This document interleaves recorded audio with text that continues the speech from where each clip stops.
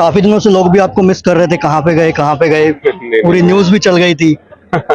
News वाले तो कुछ भी न्यूज चला देते हैं, जब झालमुड़ी और मेलोडी पे चला देते हैं। कल धर्मेंद्र प्रधान का इंटरव्यू भी आया, आपने भी सुना ही होगा। अगर ये स्टेटमेंट किसी दूसरे देश में बोल दी जाए ना, उस नेता का करियर खत्म। मंत्री का जो बेटा है ना, उसको फायदा करवाने के लिए इथेनॉल वाला, आप समझ गए होंगे, समझ गया। है ना। असल में लोग ऐसे देखते हैं कि जैसे सिस्टम में भ्रष्टाचार है, लेकिन दरअसल भ्रष्टाचार अपने आप में एक सिस्टम है। सरकार का बिल्कुल करीबी मुद्दा है, दिल के करीब राम मंदिर।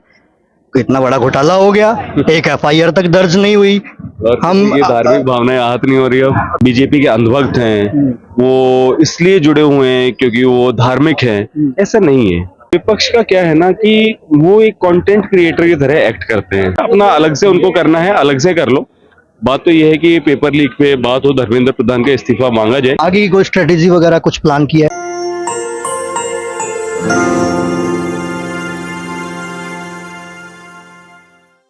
नमस्कार, मैं मनीष कुमार। इस वक्त मैं जंतर मंतर पर मौजूद हूं। कॉकरोच जनता पार्टी के प्रोटेस्ट का आज लगातार 5वां दिन है और हमारे साथ में अभी विजेता दहिया कॉकरोच जनता पार्टी के स्पोक्स पर्सन है। काफी दिनों से लोग भी आपको मिस कर रहे थे, कहाँ पे गए, पूरी न्यूज भी चल गई थी।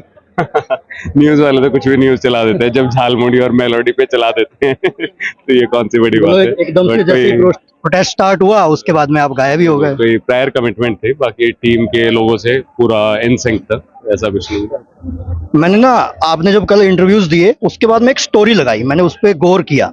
आपने लिखा कि लोग आ रहे हैं, इंटरव्यू ले रहे हैं, बातचीत कर रहे हैं। शिक्षा के मुद्दे पे अगर मैं भी बात करना चाह रहा हूं तो कहीं ना कहीं उनको कंटेंट वो चाहिए जो वायरलिटी वाला हो। और मैंने उसको बहुत इत्मीनान के साथ में अच्छे से पढ़ा। आपने उसमें कुछ सवाल भी उठाए कि ये सवाल जो आज के टाइम पे और जिस मुद्दे के लिए हम इकट्ठा हुए हैं उन सवालों पे बातचीत होनी चाहिए। असल में दरअसल होता क्या है ना कि जो किसी भी चीज का जो एक फाइनेंशियल मॉडल होते हैं, वो अल्टीमेटली चीजों को इन्फ्लुएंस करता ही है। जैसे कि पहले क्या है कि भाई अखबार छपता था, लोग खरीदते थे, बड़ा एक सिंपल सा मॉडल था। अभी क्या है कि जो ये एक है ना, व्यूज और एड से आप रेवेन्यू जनरेट करते हो, तो इसलिए क्या है ना कि इम्प्रेशंस बहुत ज्यादा जरूरी हो जाते हैं कि ज्यादा व्यूज आए, ज्यादा इम्प्रेशंस आए। और व्यूज और इम्प्रेशंस किस चीज पे आएंगे, वो डीप डिस्कशन पे नहीं आएंगे। वो फटाक से कुछ रिएक्शनरी सा बोल दिया, कुछ हॉट टेक, है ना, या जैसे कहते हैं ना कि आइडियाज को आप डिस्कस करोगे तो कम लोग सुनेंगे। आप लोगों को डिस्कस करोगे, है ना, तो एक सनसनी होगी, तो उसको ज्यादा सुनेंगे। तो ऑल्दो जो लिबरल मीडिया है, मतलब मैं उनका सम्मान करता हूँ कि आज के टाइम में भी वो जो है पत्रकारिता कर रहे हैं, तो ये बहुत ही कमाल की बात है, साहस की, हिम्मत की बात है। लेकिन बस वही है कि एक वो जो पूरा एनवायरनमेंट होता है, कल्चरल हेजेमनी होती है, वो कहीं ना कहीं आपके अंदर सीप इन कर जाती है। तो इसलिए थोड़ा सा आई थिंक अलर्ट रहना चाहिए। आप काफी सारे मुद्दों पे बात करते रहते हो, जातीय व्यवस्था के ऊपर भी बात करते हो, हिंदू धर्म के बारे में भी बातचीत करते रहते हो आप। तो अभी हम बात सिर्फ एजुकेशन की करेंगे। अभी जैसे आपने एक सवाल पूछा, मैं उसी में से सवाल लेना चाह रहा हूँ कि जो पेपर लीक का मुद्दा है, ये भ्रष्टाचार का अड्डा कैसे बन जाता है? मतलब ये जो सिलसिला है तो लंबे टाइम से चला हुआ आ रहा है।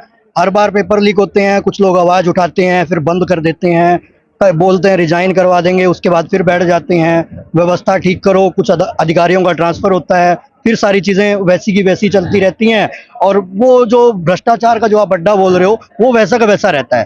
तो क्या लगता है, मतलब इस पे आपका क्या टेक है? असल में लोग ऐसे देखते हैं कि जैसे सिस्टम में भ्रष्टाचार है, लेकिन दरअसल भ्रष्टाचार अपने आप में एक सिस्टम है और वो बहुत ही वेल फंक्शनिंग सिस्टम होता है।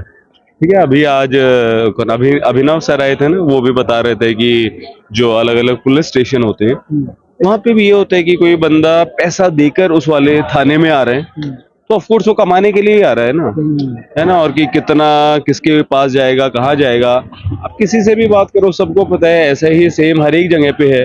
तो हमने मान ही लिया है कि अब कोई मंत्री है, ओपनली सबको पता है कि भाई उस मंत्री का जो बेटा है ना, उसको फायदा करवाने के लिए इथेनॉल वाला, आप समझ गए होंगे, समझ गया। है ना। तो ये सब अब लोगों ने एक्सेप्ट ही कर लिया। और ये इवन सरपंच के लेवल पे सबको पता होता है कि भाई ये इतनी दारू वारू पिला रहे हैं, है ना, 5-10 लाख रुपए, 15 लाख रुपए इलेक्शन पे खर्च कर रहे हैं, तो क्यों क्यों कर रहे करोड़ों हैं? में चले जाते हैं ना गाँव। चला जाता है, और क्यों? वो ऐसा तो है नहीं कि उसको जन सेवा करने का इतना मन है। ऑफ कोर्स उसको पता है, और फिर उसके पास कोई फॉर्च्यूनर आ जाती है, कोई मतलब स्कॉर्पियो, कोई भी वो गाड़ी ले लेता है, घर बनवा लेते हैं, तो लोगों ये को दिखता एग्जाम है, वाले सिस्टम में कैसे अप्लाई है होता ना। तो मतलब इसमें भी यही है कि अब जो कुछ कंपनीज थी जो ब्लैक लिस्टेड थी, है? अब सोचो ना कि कितना बिविल्डरिंग है कि एक कंपनी एक बार गड़बड़ कर चुकी, वो ब्लैक लिस्टेड है और फिर से वो आ जाती है ना। अब ये तो फिर आप पत्रकारों का काम है ये रिसर्च करना और पता लगाना कि उस ब्लैक लिस्टेड कंपनी को दोबारा क्यों आने दिया गया, क्या उसका कनेक्शन था, तो आप पता लगाइएगा। आपने पता लगाया होगा इसके बारे में कुछ? नहीं, अब पत्रकार भी तो कुछ करेंगे ना। अच्छा, अभी प्रोटेस्ट का 5वां दिन है, कल धर्मेंद्र प्रधान का इंटरव्यू भी आया, आपने भी सुना ही होगा ऑफ कोर्स।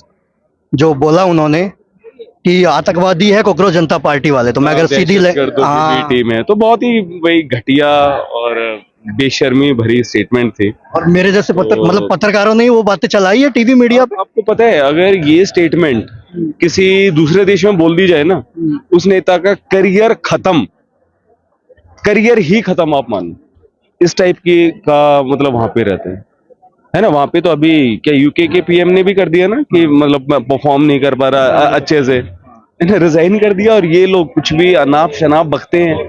तो वही है, क्योंकि हमारे देश में ना बहुत टाइम से सामंतवाद रहा, जातिवाद रहा, तो एक तरीके से वैसे डेमोक्रेसी तो आ गई, है ना। डॉक्टर अंबेडकर ने भी बोला था अपनी स्पीच में कि now we are going to enter life of contradictions, जहां पे पॉलिटिकल इक्वेलिटी तो मिल गई, 1% 1 वोट, लेकिन जहां पे सोशल इनइक्वालिटी है, इकोनॉमिक इक्वालिटी है, और लोगों के दिमाग में डेमोक्रेसी की स्पिरिट जाना, वो एक लंबी प्रोसेस है। तो कई बार लोग कहते हैं अरे यार क्या ही है डेमोक्रेसी, तो डेमोक्रेसी गलत नहीं है, इट्स जस्ट दैट कि हमें उसे चलाना पड़ेगा।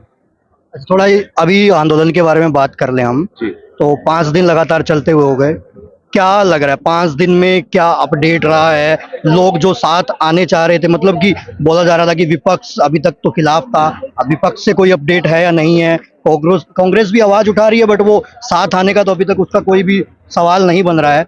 उसके अलावा दूसरे जो लोग हैं, सोशल मीडिया के लोग हैं, वैसे वो इनडायरेक्टली आवाज उठाते हैं, जैसे अभी अभिनव जो मैथ वाले सर अभी यहाँ आए, उनकी बात करते हैं हम, वो भी आवाज उठाते हैं। पीछे उन्होंने इतने बड़े बड़े आंदोलन भी किए इसके ऊपर, ठीक है, बट उसके बाद में क्या बना? वहीं आगे लड़ाई तो फिर वहीं से जीरो से शुरू हो गई, ये समझ सकते हैं हम। नहीं, देखिए, जैसे जब हम जिम जाते हैं ना, अब जिम जाने से पहले और बाद में अपना वेट मेजर करो, आपका वेट वही होगा, लेकिन इसका मतलब ये नहीं है कि जिम जाने से फर्क नहीं पड़ता।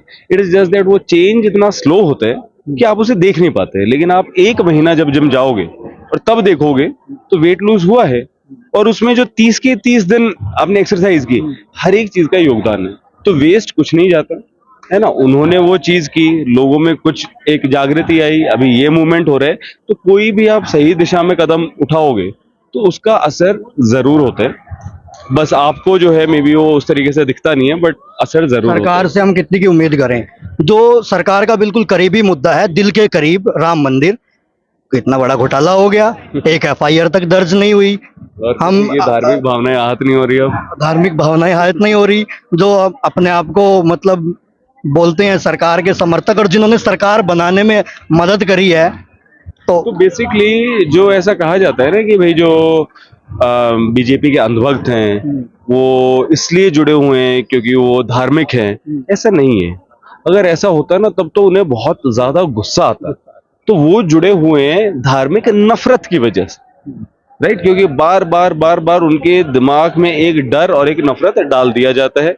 और मैं उन्हें बार बार ये समझाता हूँ कि भाई हर एक मुस्लिम गलत हो ऐसा कैसे हो सकता है, वो तो कुछ हिंदू भी गलत है, मुस्लिम भी गलत है, जो कोई कुछ गलत करे आप उसको गिरफ्तार करो, ट्रायल करो, जेल में डालो, एक सिंपल सी बात है ना। और वो लॉ एंड ऑर्डर किसके पास है? वो भी सरकार के पास है ना। तो इतनी सिंपल सी बात पता नहीं वो क्यों नहीं समझ पाते। मोहन यादव का केस तो आपने देख लिया होगा, जो वो एमपी वाले, हाँ, जमीन घोटाला, उसमें भी अभी तक कोई कार्रवाई नहीं हो रही है। मतलब कितना बड़ा घोटाला है वो, अगर देखा जाए उसको, अगर विपक्ष में ऐसा कुछ होता ना छोटा सा, तो अभी तक इतना बड़ा मुद्दा बन के प्रदर्शन स्टार्ट हो जाते हैं। तो ये चीज करनी पड़ेगी ना, ये तो फिर विपक्ष को ही करना पड़ेगा। है ना। और ऊपर से मैं एक बात अगर कहूँ, देखिए विपक्ष का क्या है ना कि वो एक कंटेंट क्रिएटर की तरह एक्ट करते हैं। ठीक है, जैसे हम कंटेंट क्रिएटर होते हैं ना कि यार चलो आज क्या हॉट मुद्दा है, या इवन आप जर्नलिस्ट भी करते हो कि आज क्या हॉट मुद्दा है, चलो इसे कवर करें, है ना, बिग ब्रेकिंग और इस तरीके से, ठीक है, और हम आगे बढ़ जाते हैं। लेकिन दरअसल आप देखोगे राजनीति में, चाहे इंडिया में या ग्लोबली, तो ये होता है कि एक मुद्दा उस पे भी अगर आप अटक जाओ तो एक मुद्दा काफी होता है सत्ता परिवर्तन के लिए। और वो ऐसा नहीं है कि वो एक ही मुद्दा है, इट्स जस्ट दैट कि लोगों के अंदर एक कलेक्टिव रिजेंटमेंट होते हैं, ठीक है, और वो लेकिन फिर एक मुद्दे पे आप आंदोलन करते हो तो उस तरीके से आप आगे बढ़ते मतलब हो। यही बात बोली जाती है कि जो बीजेपी है वो विपक्ष के लिए बढ़िया पार्टी है, लेकिन सरकार में आने के बाद थोड़ा सा अपना जो दबदबा दिखाने लग जाती है वो गलत। हाँ तो ये तो है ही, और क्या, पहले तो इतनी ऐसी ऐसी बातें करते थे कि भाई ऐसे ही रुपया नहीं गिरता है, मुझे पता है ना, उस देश का मतलब प्रधानमंत्री आंदोलन करना बीजेपी ऐसा होता है वैसा होता है ना, तब तो इतनी बातें करते थे। अब वो कहते हैं कि नहीं नहीं, रुपया कमजोर नहीं हो रहा, डॉलर मजबूत हो रहा, कुछ भी बोल देते हैं, क्या क्या ही करे। तो ये तो है ना, तो जो विपक्ष है उनको देखना चाहिए, हम एज नागरिक जो हम कर सकते हैं हम कर रहे हैं। हालांकि इसमें भी विपक्षी पार्टी है जो मतलब मेनली कांग्रेस ही एक स्मीयर कैंपेन चलाती है, तो वो थोड़ा देख के अजीब सा लगता है आज कि एक समर्थन मिला। युवा है तो उनको तो आपको सपोर्ट करना चाहिए। वो ठीक है, अपना अलग से उनको करना है अलग से कर लो। बात तो यह है कि पेपर लीक पे बात हो, धर्मेंद्र प्रधान का इस्तीफा मांगा जाए, लेकिन युवाओं को इस सिनिसिज्म से देखना, स्केप्टिसिज्म से देखना, वो चीज ठीक नहीं है। आज समर्थन मिला, अभिनय सर आए, उसके बाद में विजेंद्र चौहान आए, और तो धीरे धीरे लग रहा है कि कुछ समाज दूसरे लोग साथ आ रहे हैं मतलब। हाँ और क्या, सही बात है। जैसे कहते हैं ना कि जिंदा हो तो जिंदा नजर आना जरूरी है, तो जो लोग जिंदा हैं जिन्हें थोड़ी बहुत चिंता है वो तो आंख नहीं मूंद सकते, और वो आ भी रहे हैं। आगे की कोई स्ट्रेटेजी वगैरह कुछ प्लान किया है अभी आगे की स्ट्रेटेजी साथ के साथ बताएंगे पेज फॉलो करके रखो तभी मजा आता है ना। तक? हाँ, चलो धन्यवाद।